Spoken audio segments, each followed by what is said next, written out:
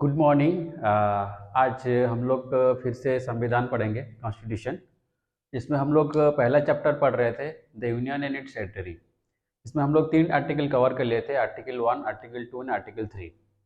तो आज हम लोग आर्टिकल 4 से चालू करेंगे। तो आर्टिकल 4 चालू करने से पहले मैं आर्टिकल 2 और आर्टिकल 3 के बारे में बता देता हूँ। आर्टिकल 4 जो है वो आर्टिकल 2 एंड आर्टिकल 3 से रिलेटेड है। आर्टिकल 2 में ये कहा गया था कि इंडिया या जो भारत का जो पार्लियामेंट है, इसको एम्पावर किया गया था कि वो किसी भी बाहरी स्टेट या फॉरेन स्टेट्स को इंडिया में मिला सकता है और उसको एक नया स्टेट बना सकता है। ये आर्टिकल 2 में था और ये बनाने से ये रिजोल्यूशन लाने से पहले पार्लियामेंट में आपको प्रेसिडेंट को इसको रिकमेंड करना पड़ेगा पहले। और उसके बाद फिर हम लोग आर्टिकल 3 में पढ़े थे कि इंडिया में जो कोई भी एग्जिस्टिंग स्टेट है उसका बाउंड्री बदल सकता है, उसको तोड़ के नया स्टेट बना सकता है, उसको एरिया बदल सकता है, बढ़ा सकता है, घटा सकता है, नाम बदल सकता है। ये सब चीज़ें आर्टिकल 3 में था। तो उस आर्टिकल 3 में भी उसको करने से पहले आपको प्रायर प्रेसिडेंट को रिकमेंड करना पड़ेगा, रिफर करना पड़ेगा। ये आर्टिकल 2 एंड आर्टिकल 3 में था। तो ये आर्टिकल 4 जो है वो उसी से रिलेटेड है, आर्टिकल 2 एंड आर्टिकल 3 से।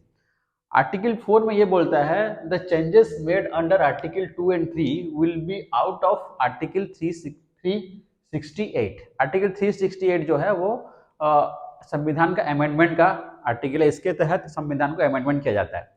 तो ये आर्टिकल 2 एंड 3 जब अप्लाई होगा वो आर्टिकल 368 से बाहर होगा, आर्टिकल 4 के तहत। तो इसमें क्या होगा, जैसे आर्टिकल 2 एंड आर्टिकल 3 के तहत सरकार किसी भी स्टेट को बनाएगी या किसी भी स्टेट को तोड़ेगी, तो वो क्या होगा, आर्टिकल 368 से बाहर होगा। यानी इसके लिए क्या होगा, प्रेसिडेंट को उस पर साइन करना ही पड़ेगा। He has to give his assent, because पहले से ऑलरेडी उसको रिफर कर दिया गया था उस चेंजेस लाने से पहले। तो उसको वो आर्टिकल को वो रिजोल्यूशन को एक्सेप्ट करना पड़ेगा। और सेकंड चीज क्या है, ये जो आर्टिकल 4 के तहत ये भी बोला जाता है कि आर्टिकल 2 एंड 3 में जो भी चेंजेस लाया जाएगा, वो जो पार्लियामेंट में रिजोल्यूशन लाएगा वो सिंपल मेजोरिटी में पास होगा। सिंपल मेजोरिटी मतलब 50%, टोटल स्ट्रेंथ का 50%। चलिए कितना होगा, 273 अगर सिंपल आपका आता है, वोट फेवर में पड़ता है, तो वो ऑटोमेटिक पास हो जाएगा। और कोई भी चेंजेस अगर सरकार ला रहा है तो वो लागू हो जाएगा। तो ये जो है, मान लीजिए जो भी सरकार बना रहता है उसके पास ऑलरेडी 273 मेंबर्स रहते ही हैं, तो आसानी से ये चेंजेस ला सकता है। तो आर्टिकल 4 यही बोलता है, जो भी आर्टिकल 2 एंड 3 के तहत हम लोग चेंजेस लाएंगे वो आर्टिकल 368 के दायरे से बाहर रहेगा। और सेकंड चीज क्या है, the president has to give his assent. And second और थर्ड चीज क्या है, and this has to be passed by simple majority. मतलब 50% जो स्ट्रेंथ है उससे ज्यादा वोट मिल जाएगा, 50% वोट मिल जाएगा तो ये ऑटोमेटिक पास हो जाएगा। ये हो गया आपका article 4। So union and territory में चारों आर्टिकल हम लोग कवर कर लिए। पहला आर्टिकल क्या था, जो हमारे देश का नाम बताता था और वहां पे क्या पॉलिटी है वो बताता था। ठीक है। आर्टिकल 2 में क्या था, हम लोग किसी भी बाहर के टेरिटरी को इंडिया में ला सकते हैं, इसको मिला सकते हैं, या ऑलरेडी कोई स्टेट हो उसको इंडिया में मिला के उसको स्टेट फॉर्मेशन कर सकते हैं अंडर आर्टिकल 2। और आर्टिकल 3 में जो एग्जिस्टिंग स्टेट है इंडिया में उसको हम तोड़ सकते हैं, किसी भी स्टेट का तोड़ के दूसरे स्टेट के साथ मिला के उसको और एक नया स्टेट बना सकते हैं, या किसी भी स्टेट्स का एरिया चेंज कर सकते हैं, उसका बाउंड्री चेंज कर सकते हैं, उसका नाम चेंज कर सकते हैं। ये आर्टिकल 3 के तहत था। और आर्टिकल 4 क्या बोलता है, आर्टिकल 4 ये बोलता है जो चेंजेस मेड किया गया है आर्टिकल 2 एंड 3 के तहत, जो चेंजेस लाया जाता है वो 368 जो आर्टिकल है उसके दायरे से बाहर रहता है। और सेकंड चीज क्या है, और वो सिंपल मेजोरिटी में पास होगा। और एक चीज इसमें छूट रहा है, ये कि जैसे ही मान लो हम लोग ये चेंजेस लाए, तो इस चेंजेस लाने से क्या होगा, जो शेड्यूल 1 है, शेड्यूल 1 में जो स्टेट्स का नाम दिया गया है उसमें भी चेंजेस लाना पड़ेगा। तो ये और एक चेंज है जो उसके लिए भी प्रेसिडेंट का कोई कंसेंट जरूरत नहीं है। तो ये हो गया आपका चारों आर्टिकल्स। और आज हम और एक नया चीज पढ़ेंगे, स्टेट रीऑर्गेनाइजेशन। कैसे हमारा जो स्टेट्स भारत स्वाधीन होने के बाद जो स्टेट्स सही बने हैं, तो कैसे ये बने, है ना। तो हम लोग उसके बारे में पढ़ेंगे आज। तो स्टेट रीऑर्गेनाइजेशन में क्या है, आप लोग जानते हैं पहले पहले क्या था, अखंड भारत था, है ना। भारत, अफगानिस्तान हो गया, म्यांमार हो गया, ये सब मिल के थे। ठीक है, पाकिस्तान हो गया, लेकिन ये धीरे धीरे अलग होते गए। पहला कब हुआ, कौन अलग हुआ? 1839 में कौन अलग हुआ? अफगानिस्तान। ठीक है, 1839 में कौन अलग हुआ? अफगानिस्तान अलग हुआ। फिर कौन अलग हुआ? 1935 में आपका म्यांमार अलग हो गया, या जिसको हम लोग पहले बर्मा बोलते हैं। ठीक है, 1935 में कौन अलग हुआ? बर्मा अलग हुआ। फिर जब जानते हो 1947 में कौन अलग हुआ? 1947 में आपका अलग हुआ पाकिस्तान। फिर पाकिस्तान 1971 में दो पार्ट में डिवाइड हो गया, कौन? पाकिस्तान और बांग्लादेश। ठीक है, पाकिस्तान और बांग्लादेश करके डिवाइड हो गया। तो ये जो सीक्वेंस है, ये सीक्वेंस से हम लोगों का जो भारत है सेपरेट होते गया। ठीक है, पहले अफगानिस्तान अलग हुआ 1839 में, फिर 1939 में म्यांमार अलग हुआ, फिर 1947 में पाकिस्तान अलग होता है, फिर 1971 में पाकिस्तान फिर दो पार्ट में डिवाइड हो जाता है, पाकिस्तान एंड बांग्लादेश। जो अभी बांग्लादेश भारत के बीच, जो बांग्लादेश और भारत के बीच का जो बाउंड्री है, जिसको हम बोलते हैं जीरो लाइन, और इंडिया और पाकिस्तान के बीच में जो बाउंड्री है उसको रेड क्लिफ बोलते हैं। और जो अफगानिस्तान के साथ जो बाउंड्री है, अभी तो इंडिया के साथ है नहीं, पाकिस्तान के साथ है, इसको ड्यूरंड लाइन बोलते हैं। तो ठीक है, ये इसी हिसाब से भारत अलग होते गया। फिर क्या हुआ, जब भारत स्वाधीन हुआ, स्वाधीन होने के बाद क्या हुआ, जो इंडियन इंडिपेंडेंस एक्ट 1947 आया था, इसके साथ दो डोमिनियन बने थे। कौन कौन बने थे? इंडिया और पाकिस्तान। तो उस टाइम पे ये प्रोविजन रखा गया था कि जितने भी प्रिंसली स्टेट्स थे उस टाइम पे, या वहाँ दो प्रकार के जनरल स्टेट्स थे। वो एक थे ब्रिटिश प्रोविंसेस, एक होते थे ब्रिटिश प्रोविंसेस, और दूसरा है प्रिंसली स्टेट। ब्रिटिश प्रोविंसेस कौन थे? ब्रिटिश प्रोविंसेस वो स्टेट्स थे जहां पे ब्रिटिशर्स का डायरेक्ट रूल था। ठीक है, और प्रिंसली स्टेट वो थे जहां पे राजा लोग शासन करते थे अंडर ब्रिटिशर्स। ठीक है, तो वो दो प्रकार के स्टेट्स थे, ब्रिटिश प्रोविंसेस हो गया और प्रिंसली स्टेट्स हो गया। तो जैसे ही भारत स्वाधीन हुआ ना, तो ब्रिटिश प्रोविंसेस थे, जो पाकिस्तान में थे वो पाकिस्तान में चले गए, जो इंडिया में थे वो इंडिया में रह गए। ठीक है, लेकिन जो प्रिंसली स्टेट्स थी, जो देसी रियासतें थे, उस टाइम में कितने थे टोटल? 565 थे। कितने थे? 565 थे। 565 में क्या हुआ, 13 तो ऑलरेडी पाकिस्तान में थे, तो वो पाकिस्तान में चले गए, उनको छोड़ दिए जाते हैं, और बचा 552। जो 552 स्टेट्स थे, जो 552 प्रिंसली स्टेट्स थे, तो इसको क्या है, इन लोगों को क्या गया, फ्रीडम दिया गया कि आप पाकिस्तान ज्वाइन कर सकते हो, या इंडिया ज्वाइन कर सकते हो, या आप इंडिपेंडेंट स्टेट भी बन के रह सकते हो। ठीक है, तो ये तीन प्रोविजन दिया गया था। तो इसके तहत क्या हुआ, उसके बाद क्या हुआ, जो अपने उस टाइम पे जो सरदार पटेल थे, उनको ये बोला गया था कि आप क्या करो, इन प्रिंसली स्टेट्स को इंडिया में मिलाओ। ठीक है, उनको जिम्मेदारी दिया गया था। तो इस काम में तीन लोग थे उसमें। कौन कौन थे? सरदार पटेल थे, वीपी मेनन थे, और माउंटबेटन थे। ये तीनों थे उस काम में इन्वॉल्व थे। तीनों कभी कभी एग्जाम में पूछता है, कभी कभी बोल देगा पटेल भी ऑप्शन में देगा, या कभी कभी वीपी मेनन भी देगा ऑप्शन में, कभी कभी माउंटबेटन भी देगा। तो ठीक है, अगर माउंटबेटन भी देता है तभी आपको टिक करना है, पटेल जी देते हैं तो उनको भी टिक करना है, और वीपी मेनन का नाम भी आता है तो उनको भी टिक करना है, और तीनों का नाम आता है तो ऑल ऑफ द अबव करना है। तो ये इंपॉर्टेंट है एग्जाम पॉइंट ऑफ व्यू। तो ये तीनों मिलके ये काम किए, जिसमें 558 रियासतों में से सब तो मिल गए, सबको मिला दिया गया, बस तीन छूट गए थे उस टाइम पे। कौन कौन छूट गए थे? हैदराबाद, जूनागढ़ और जम्मू एंड कश्मीर। ठीक है, हैदराबाद, जूनागढ़ और जम्मू एंड कश्मीर, ये तीनों हम लोग नहीं मिलेंगे करके, अलग रहेंगे करके बोल रहे थे। फिर क्या हुआ, हैदराबाद में धीरे धीरे क्या हुआ, वहां अराजकता फैलने लगा। ठीक है, तो फिर क्या हुआ, सरदार पटेल जी ने क्या किया, बाय पुलिस एक्शन इसको इंडिया में मिलाया। Which action? By police action.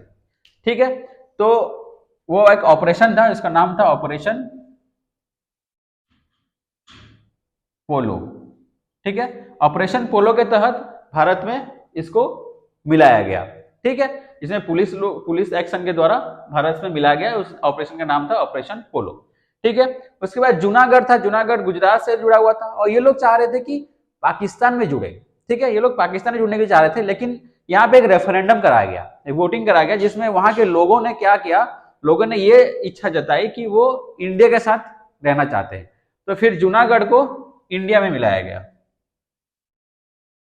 ठीक है, जूनागढ़ को इंडिया में मिलाया गया बाय रेफरेंडम। फिर क्या हुआ, जम्मू एंड कश्मीर।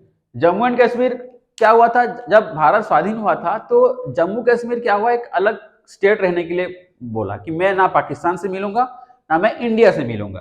तो ये क्या हुआ, ये अलग रहा। फिर क्या हुआ, 1947 में ये अलग रहने की बात किया, मैं ना पाकिस्तान में जाऊंगा ना इंडिया में जाऊंगा। फिर क्या हुआ, इसका फायदा उठा के क्या हुआ, पाकिस्तान के टेररिस्ट लोग इसको अटैक किए। ठीक है, पाकिस्तान के टेररिस्ट इसको अटैक किए। तो इसको बचने के लिए वहां का जो राजा था, राजा हरि सिंह क्या हुआ, भारत के पास आया कि हम लोगों को बचाओ, हम लोगों को मदद करो। तो उस टाइम पे क्या हुआ, पटेल जी बोले ठीक है हम लोग मदद करेंगे, लेकिन आपको हमारे साथ मिलना होगा। तो वहां पे क्या हुआ, इंस्ट्रूमेंट ऑफ एसेशन साइन हुआ इंस्ट्रूमेंट ऑफ एसेशन। ठीक है, इंस्ट्रूमेंट ऑफ एसेशन साइन किया गया। इसके तहत क्या हुआ, 26 अक्टूबर 1947 में क्या हुआ, जम्मू कश्मीर भारत में मिला, लेकिन पूरी तरह से नहीं मिला था। उनको एक अलग दर्जा दिया गया है ना, अलग दर्जा के तहत भारत में ये मिला, किसके तहत, इंस्ट्रूमेंट ऑफ एसेशन के तहत। ठीक है, ये जो तीनों स्टेट्स थे एक एक करके इंडिया में मिले। पहला कौन मिला, हैदराबाद बाय ऑपरेशन पोलो, दूसरा था जूनागढ़ बाय रेफरेंडम, और तीसरा Jammu and Kashmir by instrument of accession on 26 October 1947। ठीक है, उसके बाद लड़ाई हुआ और भारत की सेना ने बहुत अच्छे से लड़ा था और उनको खदेड़ दिया था, जिसमें कुछ हिस्सा जो लोग कैप्चर कर लिए थे, जिसको हम लोग अभी बोलते हैं पीओके, पाक ऑक्युपाइड कश्मीर।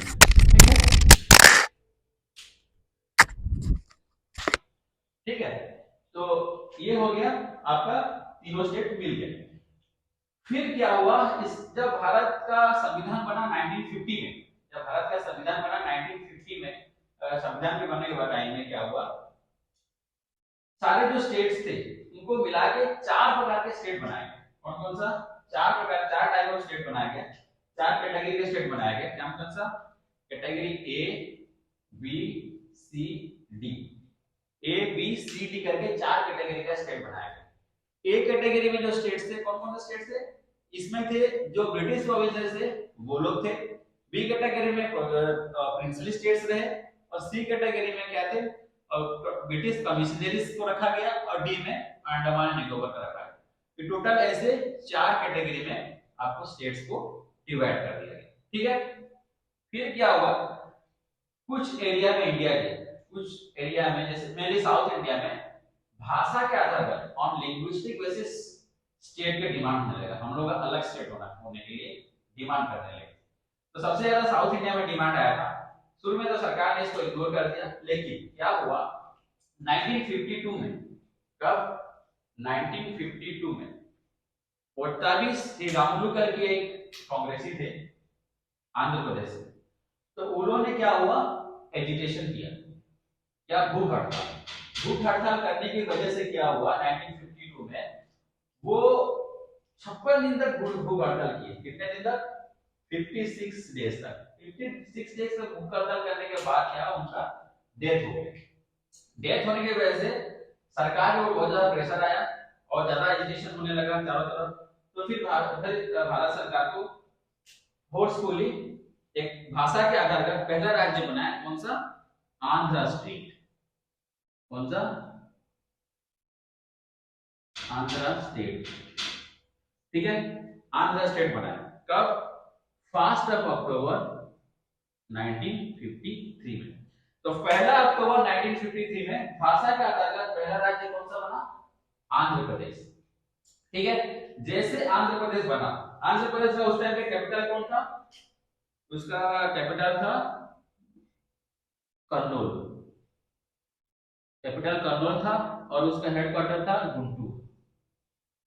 ठीक है, उस टाइम पे हेडक्वार्टर कौन था, सॉरी उसका हाईकोर्ट कौन था, गुंटूर था, और उसका जो कैपिटल था कर्नूल था। ठीक है, तो जैसे ही आंध्र प्रदेश बन गया भाषा के आधार पे, फिर इसको देख के बाकी एरिया में इंडिया में डिमांड बढ़ने लगा कि हमारा भी भाषा के आधार पर जितने भी अलग अलग भाषा के लोग हैं, हमारा भी स्टेट अलग होना चाहिए। तो इसको देख के भारत सरकार ने 3 कमीशन बनाए थे। पहला जो बना था लिंग्विस्टिक बेसिस पे, फर्स्ट लिंग्विस्टिक प्रोविंसेस कमीशन बना था 1948 जून। और इसका जो चेयरमैन थे एसके धर या एसके धर कमेटी भी बोला जाता है। तो उनके एसके धर कमेटी बनाया गया कब 1948 जून। तो उन लोगों को उनको बोला गया कि आप इस चीज को देखिए और बताइए। तो फिर उन्होंने क्या हुआ, सबमिट किया रिपोर्ट दिसंबर 1948 में। और इस रिपोर्ट में ये बोले कि भाषा के आधार पर राज्य नहीं बनेगा। The state will be form on the basis of administrative convenience, not on the basis of linguistic. ठीक है, भाषा के आधार पर नहीं बनेगा, एडमिनिस्ट्रेटिव कन्वीनियंस के आधार पर राज्य बनेंगे। ठीक है, फिर क्या हुआ, इससे भी लोग संतुष्ट नहीं हुए। फिर और एक कमीशन बनाया गया, सेकंड लिंग्विस्टिक प्रोविंसेस कमेटी बनाया गया अंडर जेबीपी। इसको बोलते हैं जेबीपी कमेटी भी बोला जाता है। जेबीपी कमेटी में 3 लोग थे, जवाहरलाल नेहरू, वल्लभ भाई पटेल और प्रतापी श्रीराम। ठीक है, ये 3 लोग मिलके एक कमेटी 3 लोग कमेटी बनाया गया दिसंबर 1948 में। और उन्होंने रिपोर्ट सबमिट किया अप्रैल 1949। तो ये भी क्या किए, इस रिपोर्ट में भी ये बोला गया कि भाषा के आधार पर राज्य नहीं बन सकते। They rejected the idea on the basis of language. ठीक है, उसके बाद फिर क्या हुआ, डिमांड तो उठ ही रहा था। फिर सरकार ने क्या किया, और एक कमेटी बनाई। और वो जो कमेटी के चेयरमैन थे फजल अली। फजल अली कौन थे, उस टाइम पे सुप्रीम कोर्ट का जज थे। तो सुप्रीम कोर्ट के जज फजल अली के अंडर में कमेटी बनाया गया। 3 मेंबर कमेटी ये भी था, जिसमें और जो 2 मेंबर थे, उनका नाम था के.एम. पनिकर और एच.एन. कुंजू। तो ये तीनों मिलके तीनों का एक कमेटी बना। और एक कमेटी का बना था दिसंबर 1953 में। और ये सबमिट कब किया रिपोर्ट, सितंबर 1956 में। सितंबर 1956 में ये सितंबर 1955 में ये रिपोर्ट सबमिट की। ठीक है, तो इस रिपोर्ट में ये बोला गया कि भाषा के आधार पर आप राज्य बना सकते हो। तो ये उसके लिए रिकमेंडेशन दिया। लेकिन ये चीज के लिए नहीं बोला कि one state one language, one language one state को जो आइडिया है उसको रिजेक्ट कर दिया। इसका मतलब ये होता है कि ये नहीं कि छत्तीसगढ़ी बोलने वाला छत्तीसगढ़ी में रह सकता है या गुजराती बोलने वाला गुजरात में रह सकता है। इस आइडिया को वो रिजेक्ट कर दिया। ये बोला कि one state one language one state जो कंसेप्ट है उसको रिजेक्ट करते हुए ये बोला कि भाषा के आधार पर आप स्टेट बना सकते हो, बशर्ते भारत का यूनिटी और इंटीग्रिटी और उसका जो सिक्योरिटी को कोई खतरा नहीं होना चाहिए, ये इंटैक्ट रहना चाहिए, लोगों का वेलफेयर होना चाहिए, लोगों का भलाई होना चाहिए, कल्चर का जो होमोजेनिटी है वो मेंटेन होना चाहिए। ये कुछ कंडीशन रख के ये उसने रिकमेंडेशन दिया। और इसके रिकमेंडेशन के हिसाब से कितने स्टेट के लिए बोला वो, 16 राज्य और 3 सेंट्रली एडमिनिस्ट्रेटिव स्टेट्स के बारे में रिकमेंडेशन दिया। ठीक है, तो इस चीज को क्या हुआ, जैसे दिया तो भारत सरकार ने एक्सेप्ट कर लिया। भारत सरकार ने एक्सेप्ट करने के बाद क्या हुआ, भारत सरकार ने 7th अमेंडमेंट लाया, 7th कॉन्स्टिट्यूशनल अमेंडमेंट लाया। इसके तहत क्या हुआ, स्टेट रीऑर्गेनाइजेशन एक्ट 1956 पास किया गया। ठीक है, स्टेट रीऑर्गेनाइजेशन एक्ट 1956 पास किया गया बाय 7th अमेंडमेंट। तो इसके तहत क्या हुआ, भारत सरकार ने क्या किया, 14 राज्य, कितना 14 स्टेट्स और 6 यूटी बनाया 1 नवंबर 1956। ठीक है, 1 नवंबर 1956 में भारत सरकार ने 14 राज्य और 6 यूनियन टेरिटरी बनाया। ठीक है, इस तरीके से धीरे धीरे भारत में जितने भी स्टेट्स हैं मिलके फाइनली 1956 में भारत सरकार ने 14 राज्य और 6 यूनियन टेरिटरी बनाए। उसके बाद जितने भी स्टेट्स बने हैं अलग अलग टाइम पे अलग अलग डिमांड के तहत बने। ठीक है, ये हो गया हमारा स्टेट रीऑर्गेनाइजेशन कैसे हुआ है। और बाकी नेक्स्ट क्लास में हम लोग कैसे बाकी स्टेट्स सब बने उसके बारे में पढ़ेंगे। ठीक है, थैंक यू।